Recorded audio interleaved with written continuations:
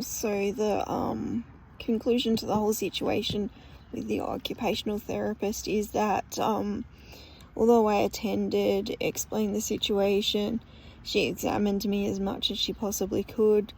Her report was,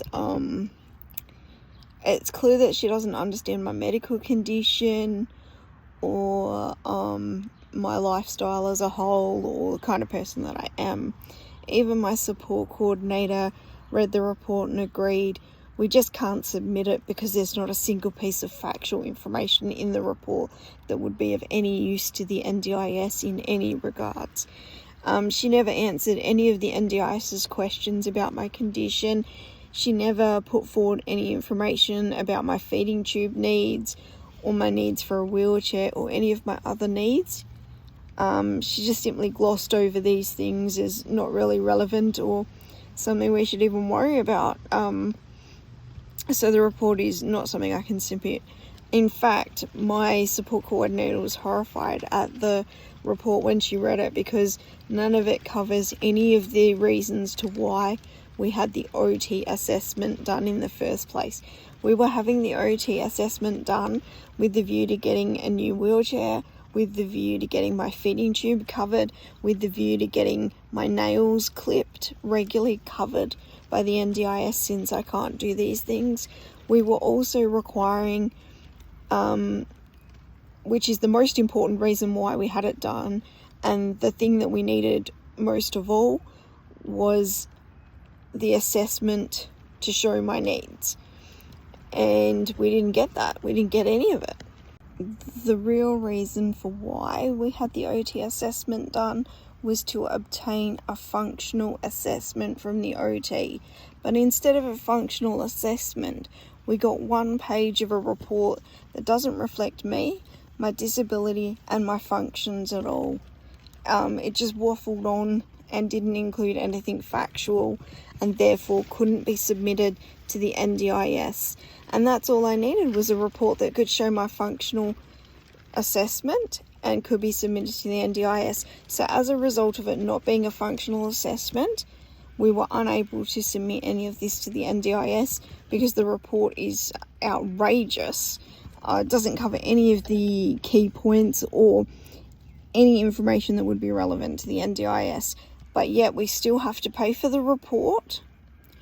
Even though it doesn't cover the reasons for why we had the report done, we still have to pay for it.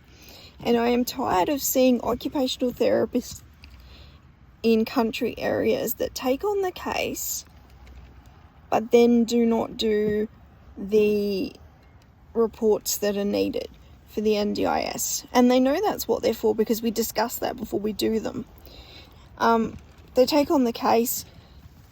They write a report that's unfit to be submitted because it doesn't cover any of the key issues or it's not a functional assessment, which is what we need, but they're happy to charge for it and they're happy to take on the case. And it's predominantly country areas where you can't get an OT to write a report that would be acceptable to the NDIS or even complete a functional assessment out in the country. It's impossible. We have wait lists of over 2 years. But the NDIS doesn't take any of this into account, that the wait lists are like so many years. They just say, get me a functional assessment right now. And so then you have to go with these terrible OTs that the reason why they've got so many vacancies is because they're really bad at their job. You have to have them because the NDIS says, we need this report right now. And so you can't wait on a wait list of a couple of years to get the report. You just have to take whoever you can get. And then you get a report that you can't submit. You spent thousands of dollars on this report as a functional assessment. And then you have nothing that you can submit to the NDIS, but you've spent all the money. So then you have no money to go and get a further functional assessment because you've just paid out the money for a functional assessment that wasn't done through an OT in a country area. And you can't go to another OT even if you could find one that had a wait list where she could take you on immediately. You still can't. You've then got no money because you've spent it on this OT who was supposed to do a functional assessment, charged for a functional assessment, but didn't provide one. And I'm so sick of it because that's all we seem to get.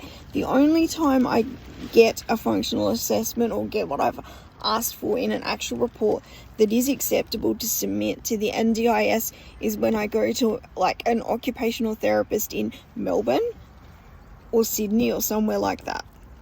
But as for the country areas, I don't think people realise how bad it actually is. The issues with the occupational therapists are really a big deal because it limits our access as disabled people to the things that we need, such as services and equipment. If you don't have a great OT, you will not succeed in life and you will not succeed on the NDIS.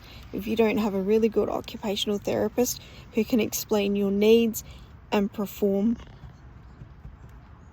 an exam, being that I can't access proper OTs out in the country here, it's having a very big impact on my ability to access the NDIS and have my needs fulfilled on the NDIS. I mean, the NDIS is combative enough and abusive enough to people on their own. If I was just dealing with the NDIS, that'd be tough enough.